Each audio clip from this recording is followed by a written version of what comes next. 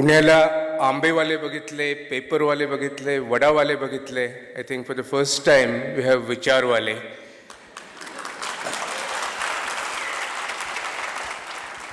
इतका अविचार चाललेला आहे जगामध्ये, so much of fanaticism. I think from that point of view it's very important that we have programs like Vicharwale. I have met many people in the world. There are some people who really inspire you. You cannot forget them. They become role models for you.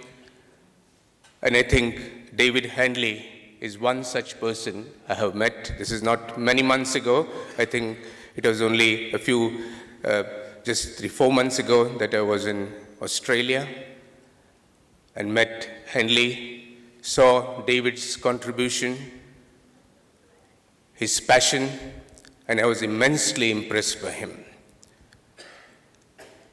There are very few people in the world who really pursue their passions, what they love to do, and David Handley is one such person.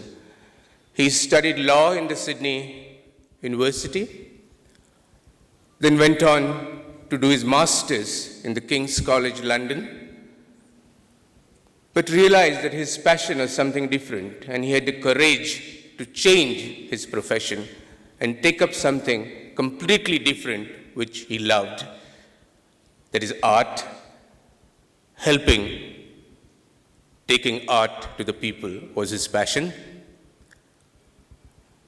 He started in a very small way 17 years ago in Bondi near Sydney with just 60 sculptures displayed for one evening, just for one day, and called it the Sculpture by the Sea. And that event grew so much that now, after 17 years, this is one of the most important sculpture events in the world. It is one of the most important cultural events of Sydney. It draws 500,000 people who come and look at the sculptures for 3 weeks. I have seen old people, young people, crippled people, handicapped people walking on the shore of Bondi, enjoying the works of art. He sells about $1.5 million of worth of sculptures. About 100 to 120 artists from around the world, sculptors from all around the world are chosen there. About $25 million worth of contribution happens to the town of Sydney because of this event. I think he is definitely one of the most important persons who has helped taking sculptures to the people in the world. The Crown Prince of Denmark visited Australia. He saw this exhibition and he was so impressed that David was invited to Denmark to have an edition of Sculpture by the Sea. So David is also doing Sculpture by the Sea in Denmark and is also doing it in Perth. So this is a very great contribution. David has been to India before, about 27 years ago. He loves India. He told me that he loves the spicy food here, and he really loves the way we Indians shake our heads. But he has told me that though he sort of loves the way we shake our heads, we have not shaken his confidence. So, friends, let me present to you David Handley.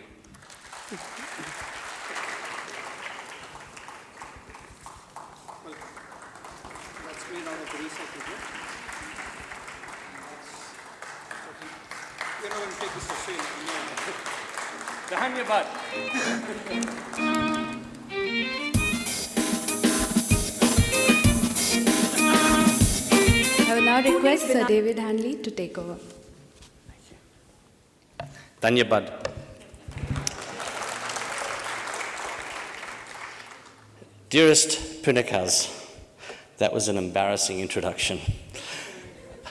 I can't see you out there. I hope by the end of this talk that there won't have been action without thought leading to pauperisation of this room, because I won't see if anyone leaves. But it's wonderful to be here in Pune. As Subodh said, this is my first visit to India since I was a 20-year-old, but putting his maths and his figure and my figure together, I've now given you my age. I had a very interesting relationship with India, which was really built to a crescendo with that first visit, and it was very much a part of formulating the visit was very important in formulating my thinking, which about how I would lead my life, or try to lead my life, which in turn led to the creation of Sculpture by the Sea. Perhaps we can have the first slide.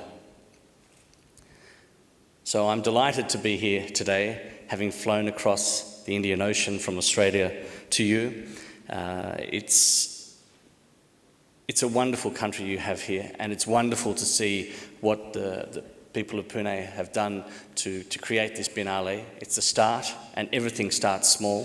When I started Sculpture by the Sea, it started very small. I'd been messed around for quite a major film job. I'd spent my savings, I'd racked up my credit card, and I had $100 in the bank. And I had been thinking of Sculpture by the Sea for about 7 years, and the thoughts had coalesced into this idea, and I went, let's just do it. It actually helped to lead to the pauperisation of me for about 7 years, though, because I was not equipped financially to prepare, but I was not equipped financially for what I undertook, but the people of Sydney really got behind it.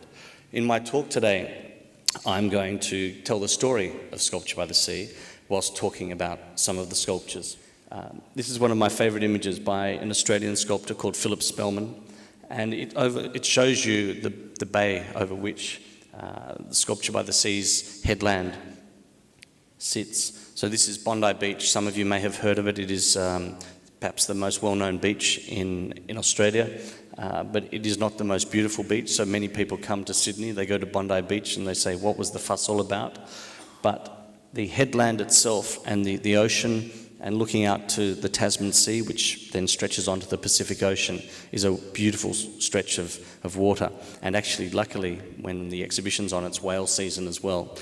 So we have thousands of whales going down the coast because we've stopped the Japanese. Not in the war, I mean, we stopped them with the whaling. That was a very bad off-the-cuff joke, sorry. The idea of Sculpture by the Sea is to create a major free-to-the-public event, to enhance through this free-to-the-public event a sense of community, and by doing so to modestly to try to make the world a slightly better place. It was also the idea to foster artists and the dreams of artists and the arts in Sydney. I love the idea that artists are dreamers, and as a group of people, they are one of the larger collectives of dreamers in the world. And I thought, not being particularly talented artistically myself, that it would be a worthwhile pursuit to help to foster the dreams of artists. I also, and I think many of you in India might relate to this, wanted to project a more sophisticated image of Australia to the world. 20 years ago, unless you played cricket against Australia or maybe rugby, most people didn't think about Australia except for the fact that we have a reef, a rock, some kangaroos, an opera house and a bridge. And really there's a lot more going on in Australia than that, and especially in Sydney. And it's the same, I think, behind the PuneBiennale, that you're wanting to project the image of the visual arts in Pune to the city itself, to India and to the world. And that's very much where I came from in my thinking. And part of this was also having studied and lived overseas. I had a bit of a chip on my shoulder as an Australian, that people didn't really think about Australia except for these really non-intellectual, non-cultural aspects of our country. And I wanted in a small way to contribute to that. Of course, the Sydney Olympics came along only 3 years later and did a much, much bigger job than I ever could.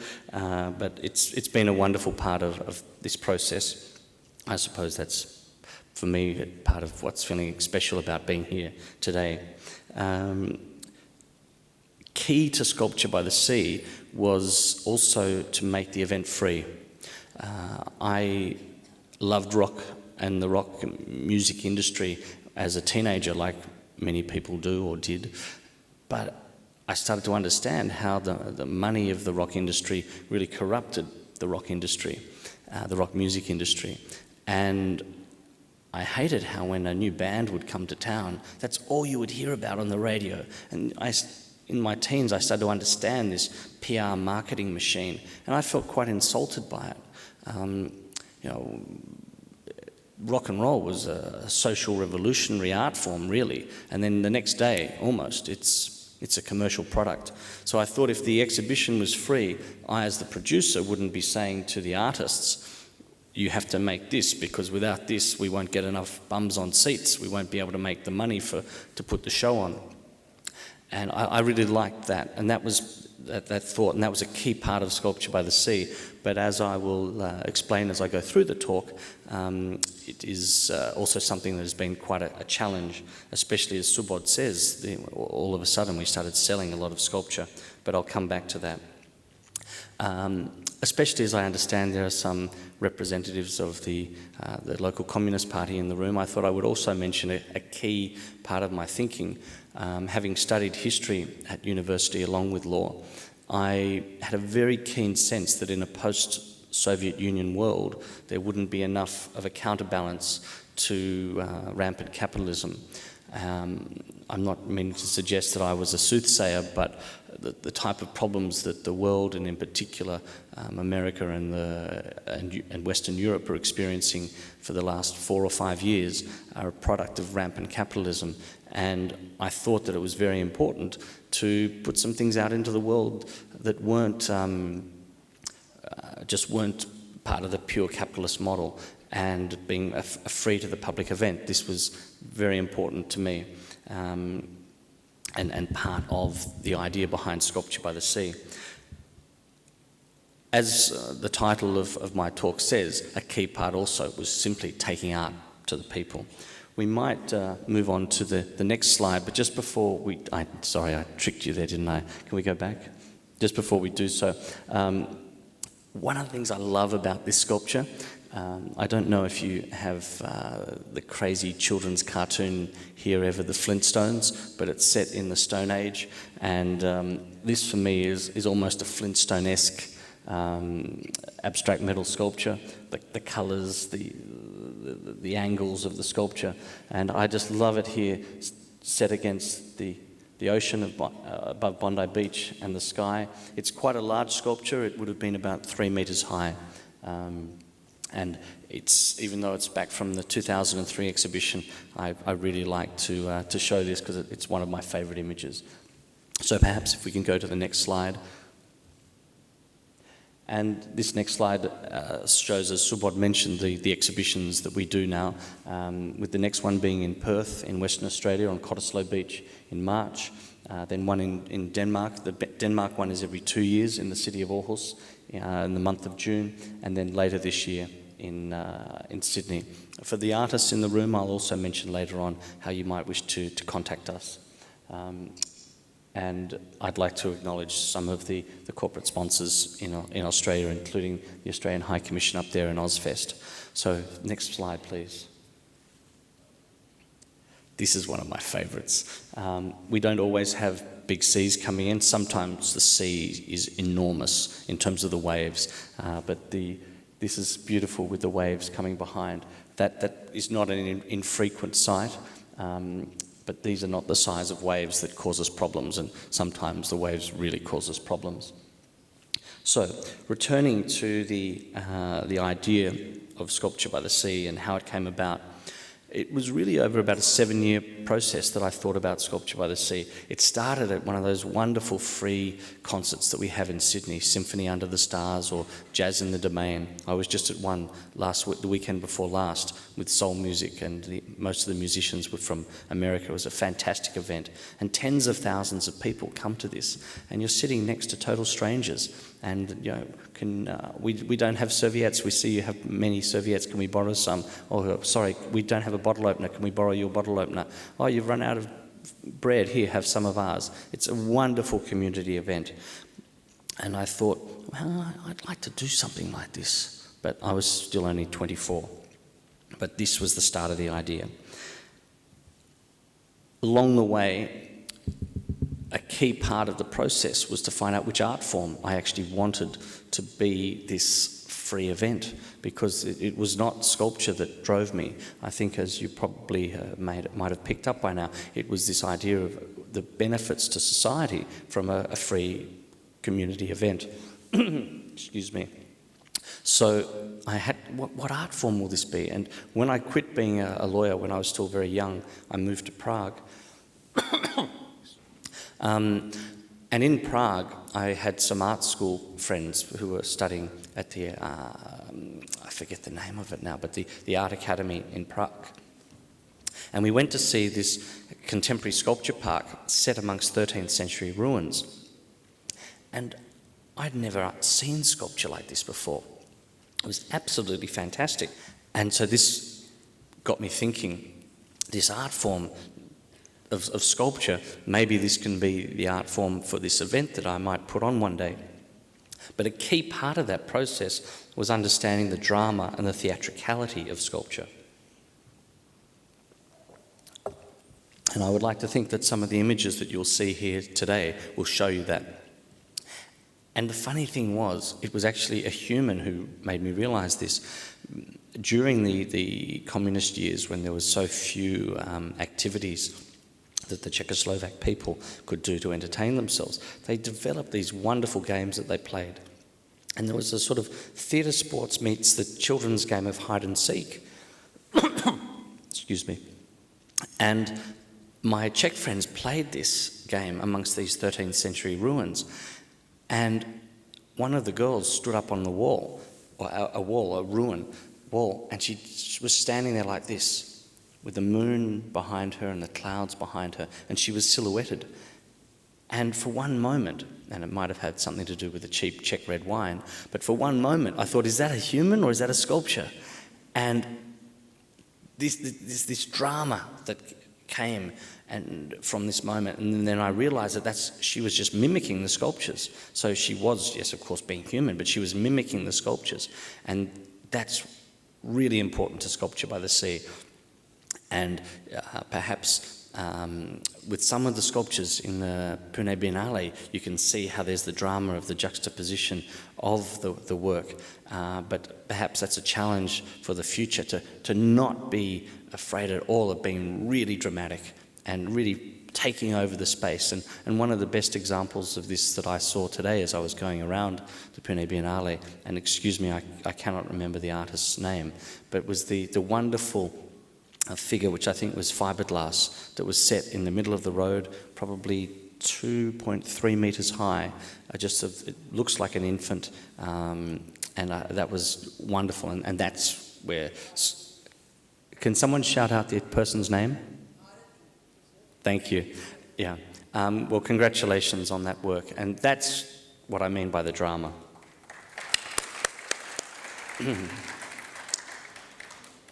So as I mentioned before, I was really messed around for this film job, and I had nothing happening until I was putting on a retrospective of Australian cinema in the Czech Republic in May, and it was now the end of January 1997. And I thought, wow, what am I going to do with my life? Okay, this sculpture idea, no time like the present, let's just go. And the first show was put on in 10 weeks. People responded to it like you would not believe. We gave the artists 2.5 weeks' notice to send us submissions, and we had nearly 130 submissions from artists, primarily from the state of New South Wales, of which Sydney is the capital.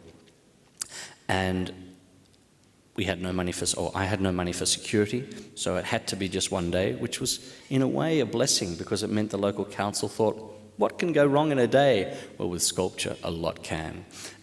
Happily, nothing went wrong that day, and at about 4 o'clock that afternoon, after thousands and thousands of people had come through, the best estimate was 25,000 people came, and the marketing budget was only $400. I sat down for just a few minutes before we pulled the sculptures down, because it was up, on and down in a day, and thought, wow, something special has been created here. maybe my life is worthwhile after all. But how on earth am I going to keep this going? Because everyone had been a volunteer. And this is, again, one of the challenges for your Biennale as you move forward. Because as soon as someone starts to get paid, then everyone sort of expects to be paid. And in my case, I was extremely lucky. The first year's show was a total budget of only 11,500 Australian dollars, which I think you multiply by 45 rupee to give you the Indian equivalent. So a tiny budget. 8/11ths of that was as artist prizes, so a little bit of a carrot out there for the artists, and the rest just went to the party, phone hire, car hire, and that was it. The exhibition, however, so caught the imagination of the Sydney media and so caught the imagination of the Sydney public that the organisers of the Sydney Olympic Arts Festivals commissioned me to produce 5 around Australia the next year. So we went from a one-day exhibition staffed by volunteers working out of my lounge room to 5 multi-day exhibitions around Australia, still working out of my lounge room. The budget was a considerable increase, up to $350,000, but that was for all of the exhibitions, and that was still ridiculously small. I will never work that hard again for so little money, but as a 31-year-old, it was an opportunity like you cannot believe. And sometimes, and I'm sure you will have this with your Biennale, luck favours the brave, and that's what happened many, many times in my case. But another fundamental of what was behind Sculpture by the Sea was looking back to ancient Athens and what the citizens of ancient Athens did. Rather than pay taxes, to be a true citizen and to be acknowledged as such by your peers, you would put on a festival, or you would buy a warship. You would contribute something to society, to the collective benefit. And I wasn't in the financial position to do this. I was in, I suppose, the emotional and maybe mental condition to contribute part, but certainly not financial. So I wrote to many of the prominent citizens of Sydney. And right from the very first go, people started to provide donations. And this has become a very big part of what we do with Sculpture by the Sea. So perhaps to the next image. I mentioned before with Sculpture by the Sea that reaching out to people across the world was very important. What happened very quickly was artists around the world responded to Sculpture by the Sea. This work is by Keizo Ushio from Japan, who we call our ambassador to Japan. Keizo was in just our 3rd show in 1999 and has been in every show since in Australia and in Denmark. And he saw immediately the potential of Sculpture by the Sea for him to exhibit his work, but also for sales. And I didn't see this at this point. I was not even really thinking still of sculpture sales. And Keizo, with a very generous spirit, encouraged many of the top Japanese sculptors to be in our exhibition. And this is despite the fact that, especially back then, we didn't have money to contribute to the artist costs. So anyone who came from overseas had to pay everything themselves. And I'll come back to that point later. Keizo, in his sculptures, applies the mathematical principle of the Mobius strip. So this is actually a continuous line cut from one solid block of granite. He comes from the tradition of Noguchi, but in response to the light of Australia, which he said was so bright, from time to time he's introduced colour to his sculpture, and hence the orange. This is one of my favourite images ever from Sculpture by the Sea. So the first exhibition I mentioned was a very fortunate success. One of the reasons for this, I like to joke, it's as if God and the mayor of the local council had got together to create the perfect site for sculpture. You can see this particular sculpture is really right above a cliff, right above the ocean. We can drive huge trucks right into this spot, just crane off the back of the truck, put the sculpture down on the ground. Sometimes there needs to be some preparation to the ground. Other times, as in the case of this work, it's actually sitting on the concrete pad where there would normally be a chair, and the local council lets us pull up the chairs and use the concrete pads as the foundation base for the sculptures.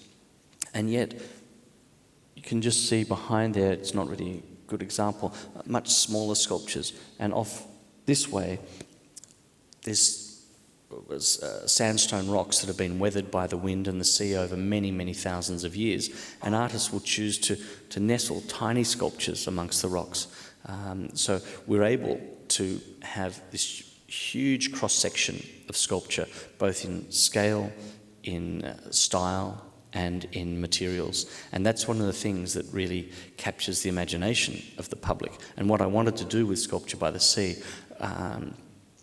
and coming back to this sense of drama, because as you're walking around this magnificent 2-kilometre walk, which hugs the coast, you have this sense of discovery and this delight and this surprise. And this again comes back to the sense of drama. So at the start, there's something that grabs your attention, but it's not a curated exhibition. We let the artists do what they want. We set the stage, and then the artists play. The only parameters we set for the artists are safety and environmental. So, for example, you can't drill into the rocks because very quickly we would destroy these beautiful sandstone rocks. Maybe to the next slide, please.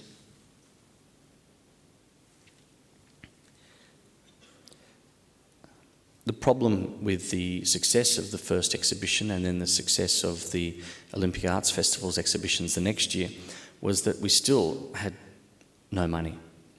The logic of exhibitions or events, the logic of the PuneBiennale, and this is what you'll have to come to grips with as you move forward, is there's an illogical logic, an unwritten logic that applies, that you must keep growing. If you don't keep growing, the sense of stagnation happens straight away. Everyone feels it. The wonderful enthusiasm that was shown in that film is harnessed now. You need to keep taking that forward, but it is an immense challenge. And in our case, we went from 1 day in the first year to 4 days in the second, and with no money committed for the third year, I said, we'll go to 9 days. And then I said, that's rain insurance. We can't get rained out over 9 days. That's 2 weekends. Me and my big mouth. 3.5 of 4 weekend days were wet. And it was a real dampener. It cost me 2 years of my life because we didn't get the momentum coming forward on that really important but boring side of things of the dollars and the corporate sponsors. Happily, though, despite the fact that we also got almost no government money, I mean, irrelevantly low, $10,000 that was shared amongst regional sculptors, really just as petrol money. Against what I thought was going to happen, against what I wanted to happen, against what I planned to happen, sculptors started to sell their works. We certainly covered this contractually, so there was a modest commission back in those days, I think of just 20%. And in the third year, we sold $160,000 of sculpture, whereas the first 2 years were $14,000 and $24,000. I thought this was a blip, an aberration. But in 2000, we sold again more, I think maybe $240,000. And this kept saving our bacon. This was unbudgeted income. And by this stage, I was rolling the dice every year. Will we survive? Well, let's just see, fingers crossed. After about 5 years, I actually started to resent the sculpture sales. This is not what this is about. This is a free to the public community event that is turned on the head, the normal capitalist arts model. And then I was speaking like this to some of the senior artists in the exhibition, and they said, David, wake up. The best thing you can do for sculptors is to sell their works. Now, it's not essential for any artist in our show to have a work that is for sale, and in fact, many sculptors do site-specific ephemeral works that can't be sold. But for the artists, we now know in Sydney. They spend on average $9,000 to be in the exhibition. So, of course, the best thing that we can possibly do is to sell their works. So we've now really started to get behind that, and I believe, and I hope I'm accurate in saying this and not showing off, that we are the largest annual group selling sculpture show in the world, and the Perth exhibition holds our record at $1.6 million for one exhibition. So this has provided a huge injection of funds into the sculptors of Australia and actually sculpture internationally. Because between our two shows in Sydney and Perth, we're selling well over $2 million each year. But how does that then sit with what my original idea was of this free to the public community event? Well, actually, most of the public don't even know the sculptures are for sale. I'm the one with the handbrake on, slowing down the marketing of the sales to the public, because I don't want people walking around going, oh my God, get away from that, it's worth $50,000. So we don't have the prices next to the sculptures. We don't have signs saying, if you want to buy this sculpture, please come and see us in the office. Because what actually happened with the sales in the first place was art collectors said, I like that, how do I get to buy it? And they approached us. So that is still very much what's happening. But of course we have databases and we're marketing to the people who we know what to sell. But this is happening side by side with still being, at its core, a free to the public event. Over the years, one of the most important things as an event or exhibition producer is you have to be your own worst critic. And over the years, I've done that. Perhaps I've beaten myself up a bit too much. But one of the things that I thought, whilst showing off and saying how big the exhibition was, I was thinking, well, we've never had anyone in the exhibition from India or China. So how big really can we be? Half the world's population have never been represented in Sculpture by the Sea. So we started to reach out to sculptors in India and China. I'll come back to the Indian artists in a minute, but I thought now was an appropriate time, seeing we have this work by Chen Wenling, which is sitting under the pine trees at Cottesloe Beach in Perth. And of course, I've gone totally off my notes, so how I get back to where I was going. I know how I'll get back to where I was going. Problems with artists. My God. Fostering the dreams of artists. So that's obviously all the organisers clapping, not the artists. I was so naive. It's not funny. I was 31. I looked up to these older sculptors, most of whom I met for the first time during the first day of the exhibition. Happily, the first exhibition was a huge artistic success because one of Australia's top sculptors realised that there was real potential in the idea of Sculpture by the Sea. So he threw his reputation behind the exhibition. He was just the second phone call I made. He was the father of one of my acquaintances from school. I knew so little about sculpture, I didn't even know who he was. But he really educated me, he helped me. He told me that land swallows sculpture, so you have to be able to take on the land. And he is one of my best friends today. His name's Ron Robertson Swan. He studied with Sir Anthony Caro. He was an apprentice to Sir Henry Moore. And he has brought his connections around the world to the exhibition. But in the very first show, we had these top Australian sculptors. And I was thinking, well, how lucky am I? Look at all these great sculptors. But most artists are great at who are good artists, are good at being artists, not at being organised, not at being practical, and not at being safe.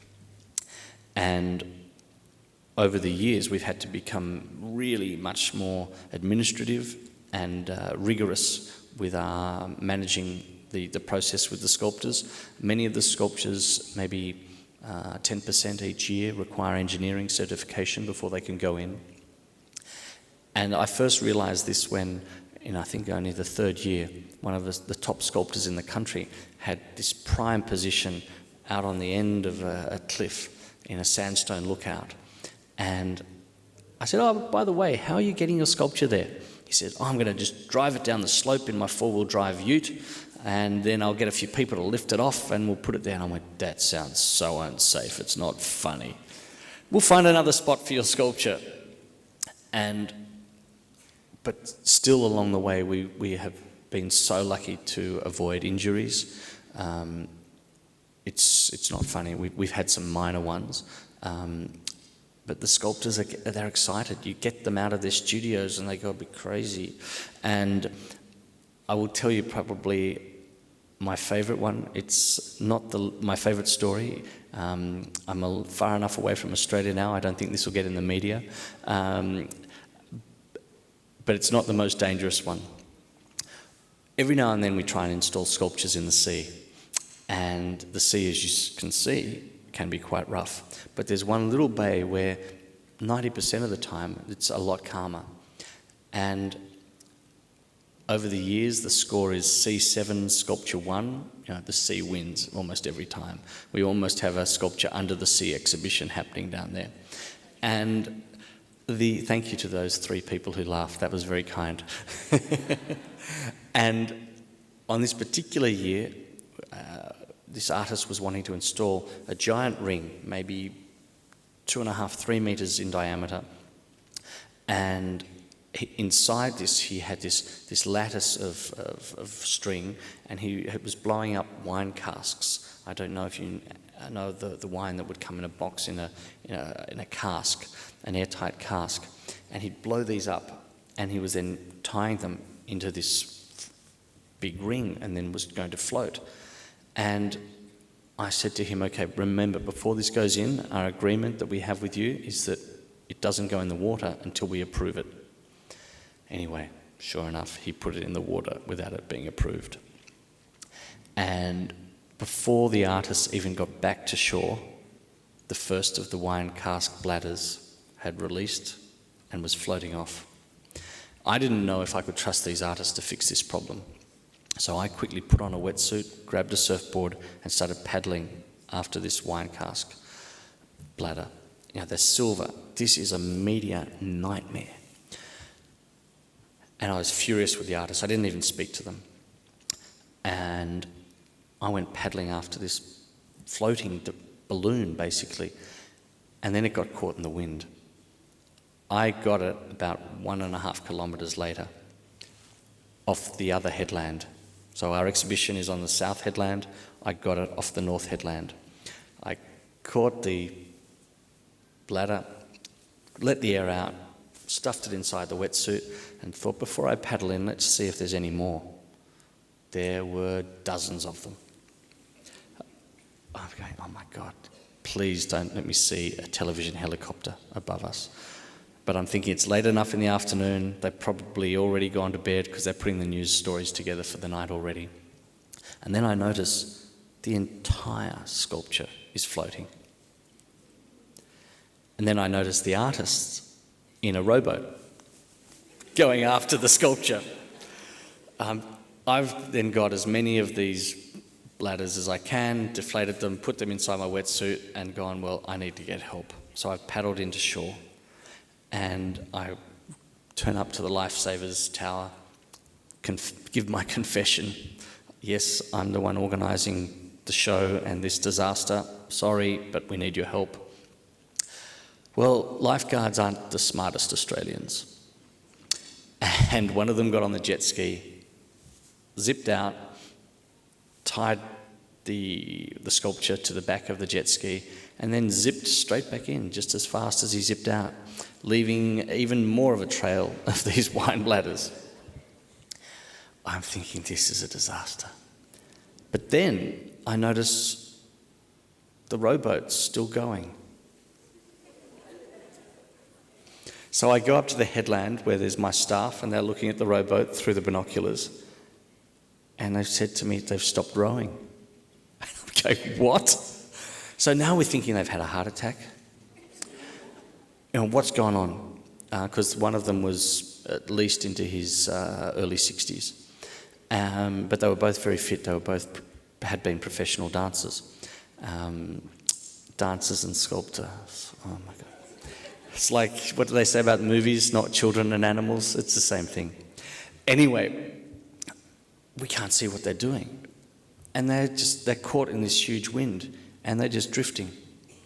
The problem is, once they get around that headland, the next stop is about 5 kilometres away, and that's the entrance to the Sydney Heads, which is the mouth to Sydney Harbour.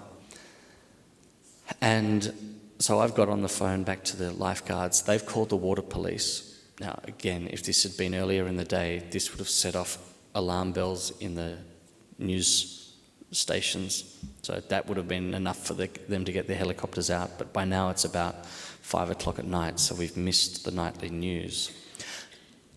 The water police have come and rescued these guys. It turns out that they'd broken one of the, is it called a rollock or something that you put an oar in?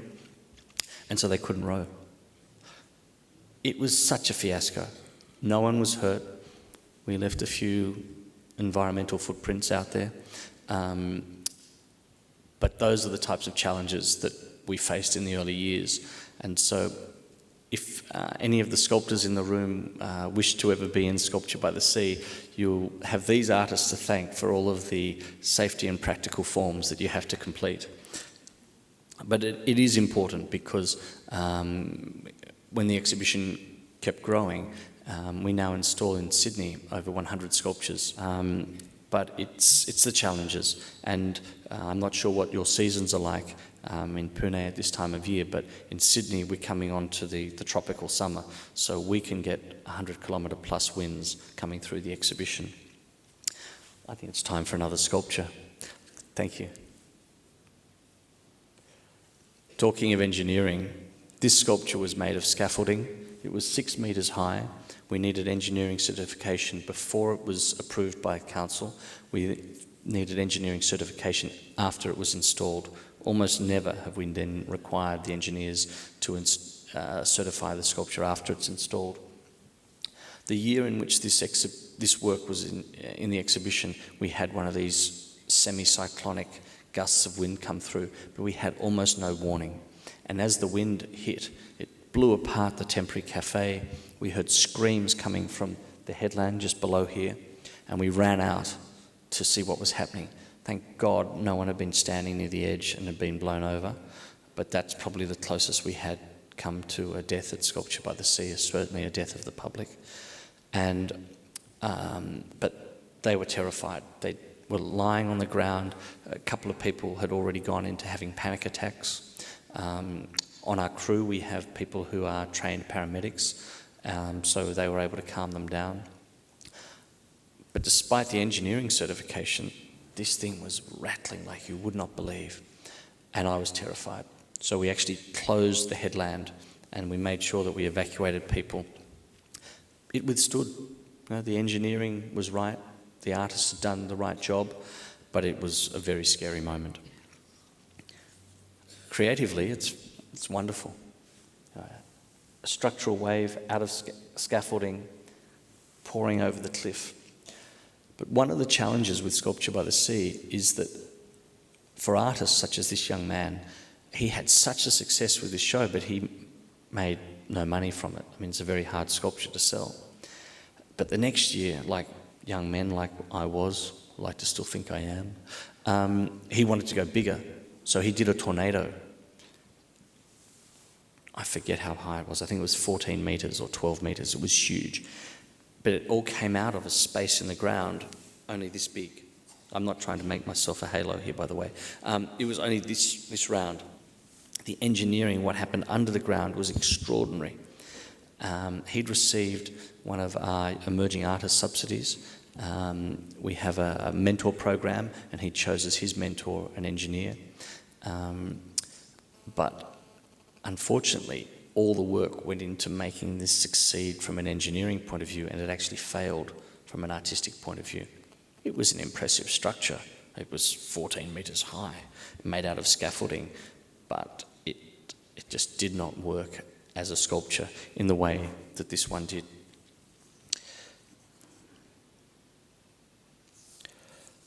I think by now I'm probably or hopefully giving the impression that Sculpture by the Sea has really built a momentum. 2006, I suppose this is 9 or 10 years in. What actually happened was that we had... Is this another Indian message to stop talking?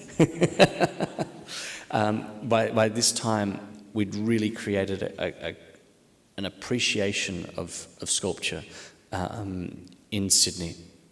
And this had not existed before Sculpture by the Sea. It's probably very similar to how many of you are feeling here in Pune about the visual arts and the relationship of the visual arts to the greater population of Pune. But already by our second year, we had our first 80 to 100,000 person day. It was just extraordinary how Sydney-siders responded to the exhibition. One Japanese art critic came to see Sculpture by the Sea and said, "Sculpture is very popular in Australia." But we had to point out to him that what is very popular in Australia is the being by the beach, a free event, and the creativity of Sculpture by the Sea. And what Sculpture by the Sea has been doing is helping, along with many other people, to create a modern Australian culture. And in places like Bondi, this is at its most significant, where 20 years ago you couldn't get a decent meal down at the beach. You couldn't go to a decent cafe or a decent bar. But we've sort of shrugged off that old stuffy Britishness where you would see them at the beach in their ties and jackets. And we've really embraced the beach as modern Australians. But for Sculpture by the Sea, what we did was, out of the blue, there was this appreciation of sculpture as an art form. And it was quite overwhelming to realise that this had happened. But along the way, I realised that what the public thought of sculpture was big stuff. And so we created a simultaneous exhibition called Sculpture Inside of small sculptures. Maybe they're miniatures or maquettes, models of the large outdoor works. Or maybe they were totally different sculptures. Maybe you couldn't even tell that the artist who'd done a particular outdoor work would have made this one indoors. And this was a very important part of the, I suppose, the education of the greater public, that sculpture could be very small, but also very livable. It was also set up as by this stage I'd embraced selling the sculptures, and it's much easier to sell a $500 or a $5,000 sculpture than maybe the $20,000 or $50,000 sculpture. And a principle of Sculpture by the Sea that we adopted from minute one, but by now is really fundamental to its survival, was that by any ways possible, we had to try and find ways to get money into artists' pockets. We were still failing miserably with getting government funding. But even the $10,000 here that would get spread, 100 there, 500 there, that was of some importance. We started an education program, so the artists who would be teaching the school students would get money from that. But this is also something which, some of the best things about Sculpture by the Sea, I didn't plan. I mean, the introduction Subodh gave to me, it sounded like I thought everything through. It was a very organic process. And when I started Sculpture by the Sea, I started it for someone like me, a person in the street who likes culture but is not particularly cultured. Maybe they have a certain art form which they like more than others, which for me was film or literature, not sculpture. And I didn't think about children, but the way in which children respond to the sculptures is extraordinary. For them, it's like a giant fantasy land. A sculpture that is life-size for you and I, or 2-3 meters high, is ginormous for a child. And they just have an absolute ball with the exhibitions, so much so that we're continually pulling them off the sculptures. But in just the third year, I mentioned it was the year when we had lots of rain, I was walking around the headland. It was a very quiet day, and I got to the beach that is the end of the exhibition, which is called Tamrama Beach. And there were 3 separate school classes. It could have rained any minute, but the teacher was there. The teacher had planned the excursion. So I thought, we have to do something to facilitate this. So the next year we did a kids guide, so designed for children 6 to 11 years of age. And then the year after, we started sculpture making workshops for children. And that had the double benefit, of course, of giving some more money to the artists who were involved in that. The education program now has grown that we have 2,500 school students come through artist-led workshops or talks during the exhibition period. Maybe time for another sculpture. This is so close to my favourite. It's by an artist called Marcus Tatton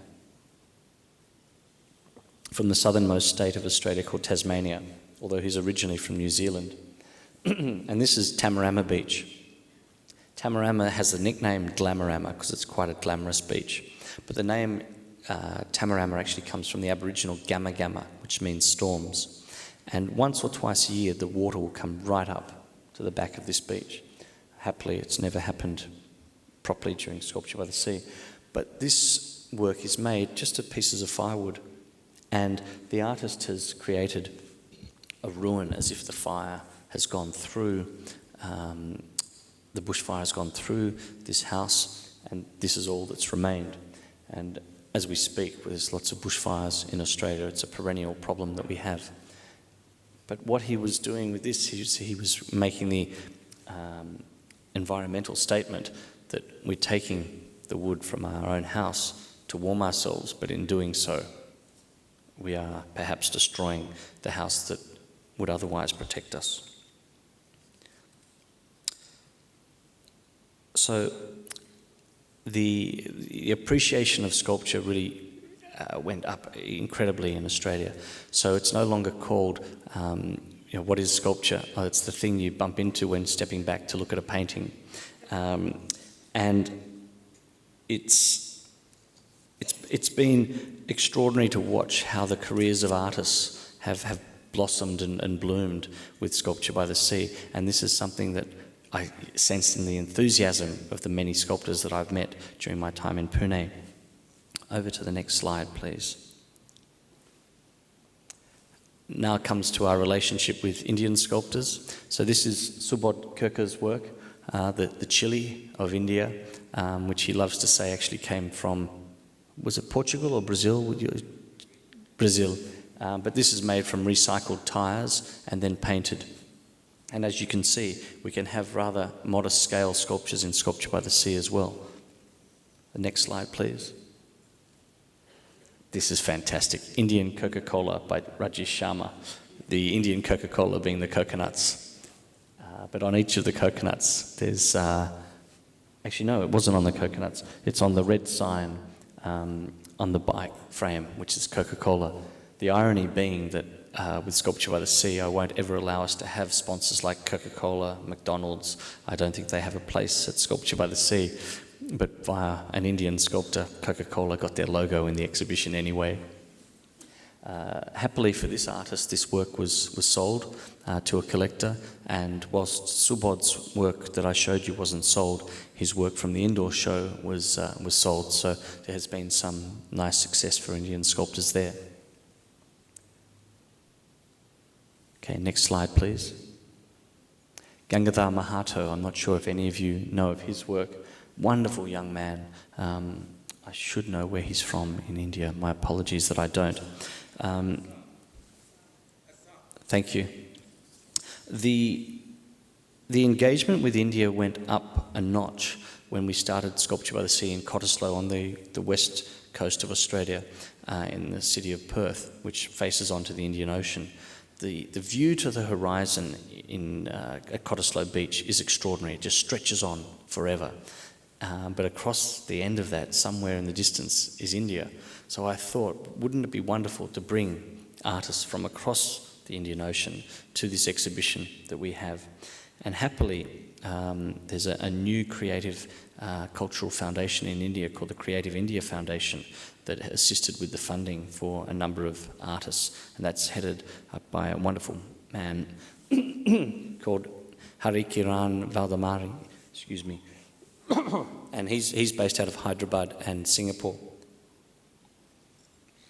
I understand that one of the Indian sculptors in Sculpture by the Sea, who has been in Sculpture by the Sea, Abir Pathwan, is actually from Pune. I don't think he's here today, but I was told a rumour that maybe one of his parents might be, so if you are, hello. The beauty of the exhibition in Perth was that we now had 2 exhibitions happening a year, and for Sculpture by the Sea, this meant we had 2 cash flow peaks. It also meant we needed more staff, but could justify staff on a full-time basis. It also happily coincided with the start of the Western Australian mining boom, which meant that sculpture sales have been huge in Western Australia. Next slide, please. This is one of the Western Australian sculptors who was in the early Sculpture by the Seas in Sydney, and his name's Richie Kuhaupt. And although this doesn't flow in my story, I'll talk about this particular work, and in some ways this is backtracking to just what the exhibition has done for sculptors. These little guys are about this big. Richie also works with mathematics, with mathematics, and he's proportionately shrunk the human body, and he's made these in layers. And when I was editing the catalogue for this exhibition, Richie had a price of only $150 for each sculpture. And I said, Richie, got him on the phone, what on earth are you doing? He said, David, I've borrowed $300 to get them to Sydney. I need to sell a couple just to pay that person back. I said, Richie, there's no way these won't sell at $150. Please put the price up to $500. And it was still in the very early stages before we were really selling anything, but I could see that these might be one of those works that would sell. Well, anyway, Richie sold them out day one. And I think there was 12. And I got him on the phone again. I said, Richie, do you want to do a larger edition? And if you do, I suggest you put the price up. Oh no, David, I really need the money. I need the money. Let's keep them at $500. He ended up making, I think, $22,000 from the exhibition. And he said to me that was more than he'd made in his entire career up until that point. And he's a year or two older than me. So he was in his mid-30s by that stage. These works are now valued at $4,000 each. And so this is a challenge that we've had with Sculpture by the Sea, that is managing what has really become a market that we have helped to develop, and advising sculptors on what their prices should be. And it's quite a difficult process. Next slide, please. Now we have some works from Cottesloe Beach. You can start to get a sense of the horizon line there. The town of Cottesloe, and perhaps Pune might be encouraged to consider this in the future, the town of Cottesloe acquires a sculpture from each of the exhibitions, and they now have a public collection of 9, a permanent public collection of 9 sculptures. And this is one of those by Jennifer Cochran. And she's taken part of the roundabout signage that we have in Australia and turned it into a sculpture. Next slide, please. It's a wonderful photo of a sculpture by Sir Anthony Caro. In most of these slides, you'll see that we don't have any people because I'm wanting to show you the sculptures, but I love this little boy who's walked into the photo. Next slide, please. The sunsets in Perth are, I think, probably some of the best of any metropolis in the world, and this gives the exhibition one of its features, just like the hills of Pune do for your Biennale. Next slide, please. This is my favourite photo with Sculpture by the Sea because there's no sea in it. It was from the very first show when the budget was so small. Like in many ways the challenges that your Biennale has, the photography budget was just 6 rolls of film. And this was the last shot taken with the last roll of film. And the photographer had timed it to perfection. And he was a friend of mine, which is why he photographed for free. This artist had never done a sculpture before. She'd been a painter. And when she heard of Sculpture by the Sea, she went, this might be the way in which I can move forward creatively. And she's since become quite a successful sculptor. You cannot believe what something like your Biennale will unleash with creativity and with initiatives that other people just take the lead that you follow, that follow the lead that you've set. It's just an amazing thing. And Subodh mentioned one of the most amazing things that's happened with Sculpture by the Sea, which was the Crown Prince of Denmark on what he said was, and he's publicly said this, was his first date with the now Crown Princess of Denmark, went to Sculpture by the Sea. And as he was taking his first steps in his relationship with the future Queen of Denmark, who was an Australian girl,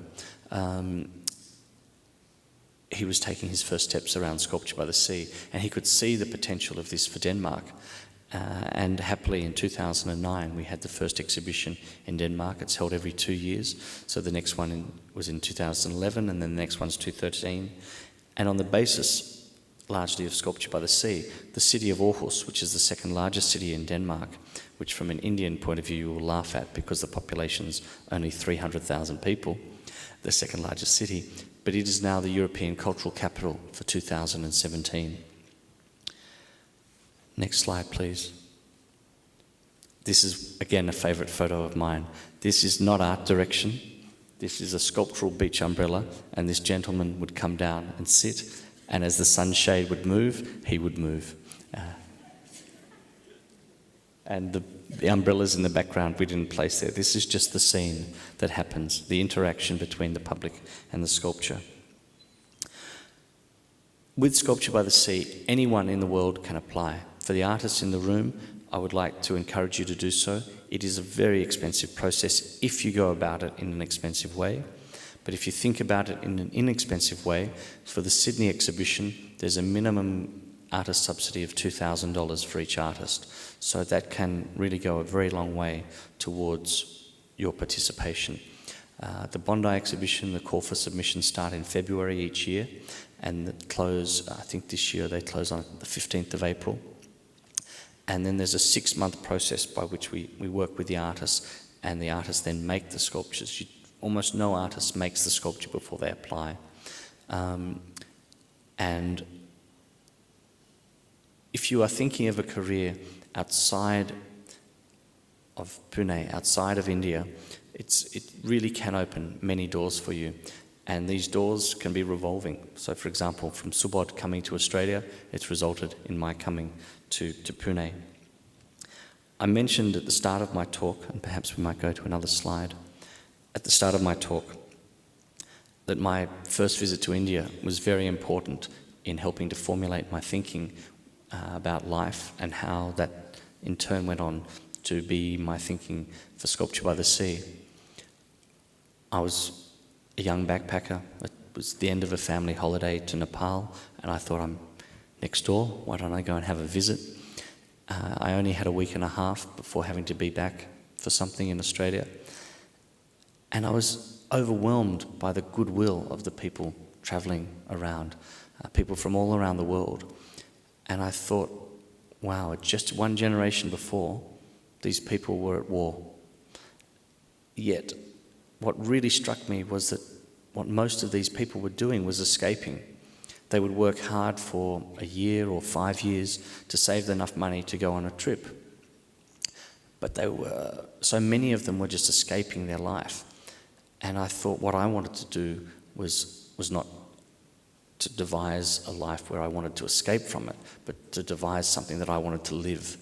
And this was a very profound moment for me. Maybe not very profound. It was a very important moment for me when I was in India, to give me the inspiration and the courage to try and do something that would be worth living for, I suppose, is very much how I viewed it. This love of travel has continued, and there's some fun aspects for me now with Sculpture by the Sea. Travelling to India, for example, but I also take some very high-end sculpture, food and wine tours around the world to Denmark, New Zealand and Japan, where it's sculpture, food and sake. and that's been wonderful. We might go on to the next slide. This will start to show you how some of the public interact with the sculptures. This is a melted ice cream van, and even the sound, which was normally green sleeves, was... It was wonderful. One of the most popular sculptures ever in Sculpture by the Sea. Next slide, please.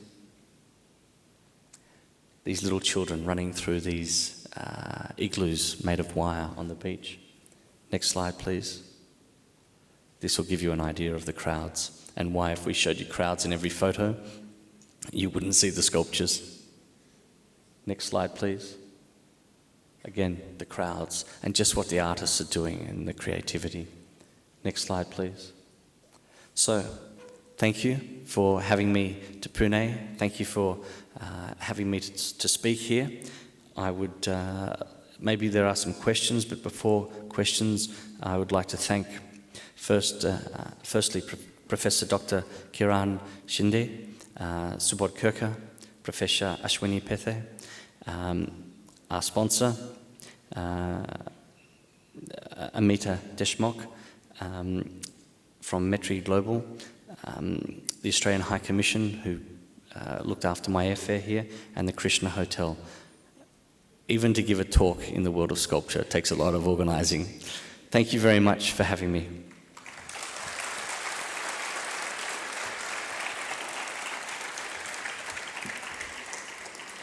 One of our very generous donors, in the spirit of ancient Athens, provided $50,000 for us to do a book for our 15th anniversary. It features photos from each of our exhibitions, and I would like to present this now to the director of the PuneBiennale. Kiran, could you please come forward? And just in case there are any questions, I'd be happy to answer some. One of the favourite ones is, what do you do with security?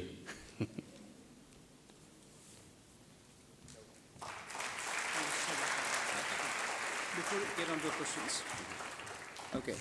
I'm generally not stealing mics away from people, but before we get into the questions and the difficult terrain of answers, let me say thank you so much, David. It was inspirational. I took two words from that. One, inspiration. The second, courage. I think PuneBiennale demonstrated both of them. So thank you so much. I'm sure many of you sitting in the audience would draw a lot of parallels. Keep your parallels to yourself. We'll discuss those parallels later on. Thank you so much. Thanks, David. Cheers. Yes, it is important to have feedback. One of the things that we do with Sculpture by the Sea is we invite the artists to have an anonymous response to us each year, so they can say whatever they want without fear or favour. But if there are any questions, I would be happy to answer them, but maybe it's getting on to dinner time and people want to leave as well. I'm happy either way. Is there a question? Well, I have one for my friend Subodh. What was it like to be a sculptor? Why did you come to Sculpture by the Sea? Well, I read about Sculpture by the Sea on the net, and I think it was a wonderful opportunity to show my work outside. Before that, I had shown my work in Germany and other parts of Europe, but never to Australia. I applied actually twice, and 2 times I was rejected. But, I didn't know that. Yeah, but, I don't give up because, like David did not give up, I did not give up, and then got into the Sculpture by the Sea.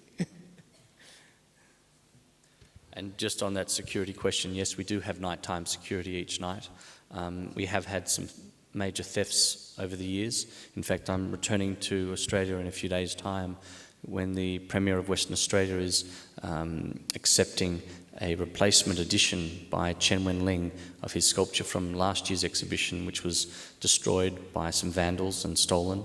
And the Western Australian government, as an apology to Chen Wenling, has purchased this replacement edition, and it's going to be a part of the State Collection in the Art Gallery of Western Australia.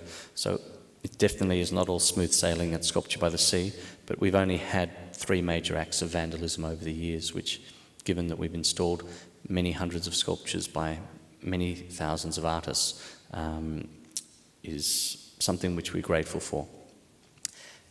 Any other questions? Well, let me leave you with Fermalengi.